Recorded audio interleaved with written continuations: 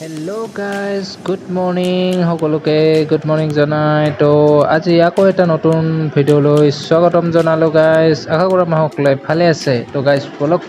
আজি ভিডিঅ'টো আৰম্ভ কৰোঁ গাইজ দেখা পাইছে আমি এতিয়া জাহাজত এইটো চিমেণ্ট লোড কৰা হৈছে তো গাইজ আপোনালোকক আজি দেখুৱাম ব্ৰিজ কেনেকৈ বনোৱা হয় মানে ব্ৰিজটো আমি সকলোৱে জানো ব্ৰিজটো নদীৰ ওপৰত বনায় কিন্তু কেনেকৈ বনায় সেইটো নাজানো আগতে মই সৰু থাকোঁতে জনা নাছিলোঁ গাইজ তো এতিয়া ইয়াতে কাম কৰি আছোঁ তো জানি আছোঁ কেনেকৈ লগোৱা হয় কেনেকৈ কি কৰে তো আপোনালোকক দেখুৱাম আজি কেনেকৈ চিমেণ্ট লোড কৰি লৈ যোৱা হয় আৰু কেনেকৈ জইন কৰি মানে ব্ৰিজটো বনোৱা হয় তো আপোনালোক সকলোৱে দেখা পাব গাইজ তো চাই থাকক ভিডিঅ'টো শেষলৈকে আৰু যিসকলে নতুন কৰি আহিছে গাইজ তো ভিডিঅ'টো চাই আছে please like share comment subscribe আৰু যিসকলে আহিছে প্লিজ গাইজ চেনেলটো ছাবস্ক্ৰাইব কৰি ল'ব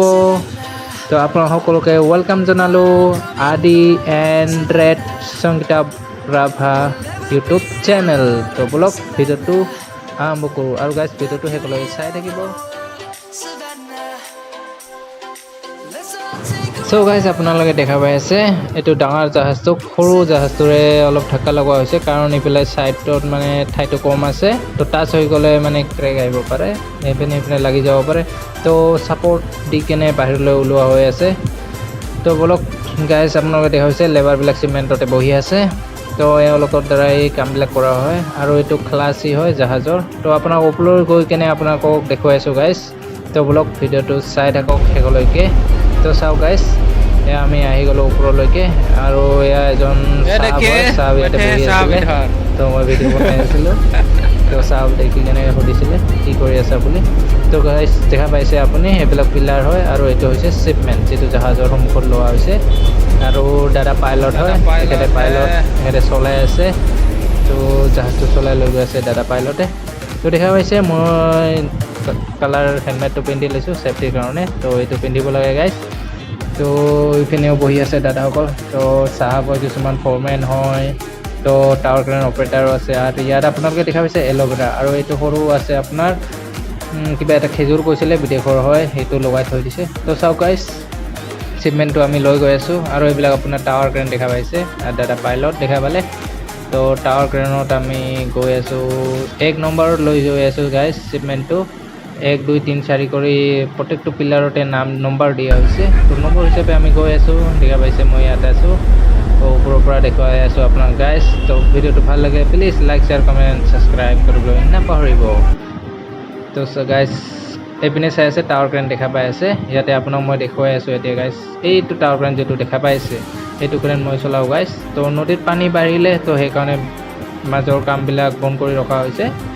তো পানীটো কমি গ'লে গাইজ কেতিয়া কমিব এইটো নাজানো এমাহ দুমাহৰ ভিতৰত কমি যাব তাৰপিছত কামটো আৰম্ভ কৰা হ'ব তো গাইজ দেখা পালে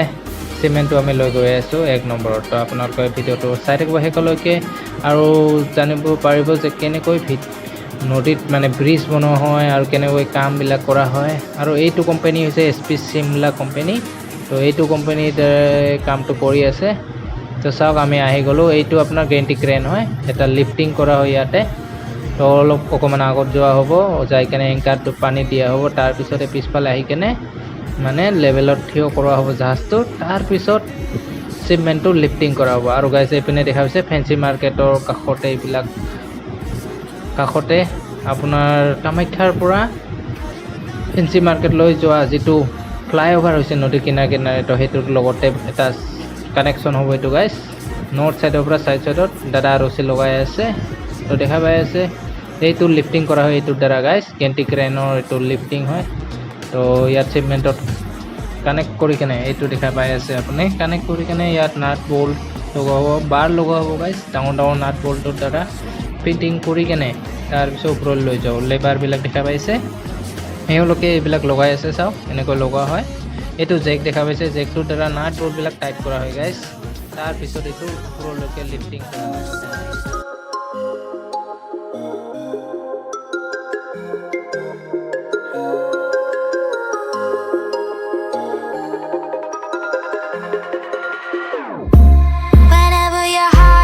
Broken,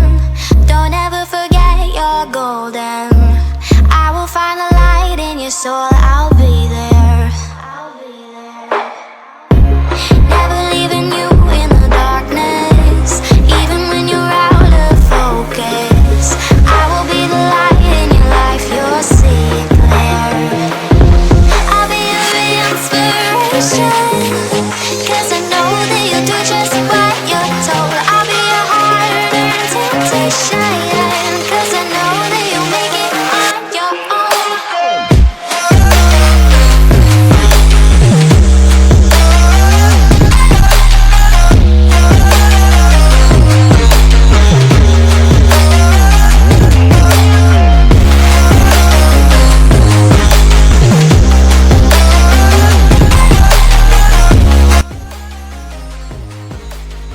তো গাইজ আপোনালোকে দেখা পালে কেনেকৈ লিফটিং কৰা হয়। তো পিছত আপোনালোকক দেখুৱাম কেনেকৈ এইবিলাক এটাচ কৰা হয় গ্লুৰ সহায়ত, ষ্ট্ৰেচিং কেবল ৰড ইউজ কৰি কেনে এইবিলাক কেনেকৈ বনোৱা হয়। তো আপোনালোকক দেখুৱাম। আপোনাৰ এইটো দেখা পাইছে টাৱাৰ ক্ৰেনটো আপোনাৰ মাজত কলম এটা আছে, তাতে কংক্ৰিট আৰম্ভ হ'ব। এতিয়া কংক্ৰিট কৰিব, তো সেইকাৰণে গাড়ীটো কংক্ৰিট লৈ আহিলে। তো এইটো হালধীয়া কালাৰৰ বাকেট দেখা পাইছে। তো গাইজ ভিডিঅ'টো ভাল লাগিলে লাইক শ্বেয়াৰ কমেণ্ট আৰু ছাবস্ক্ৰাইব কৰিব। তো আজিলৈকে ভিডিঅ'টো ইয়ালৈকে, থেংকছ ফৰ ৱাচিং গাইজ। তো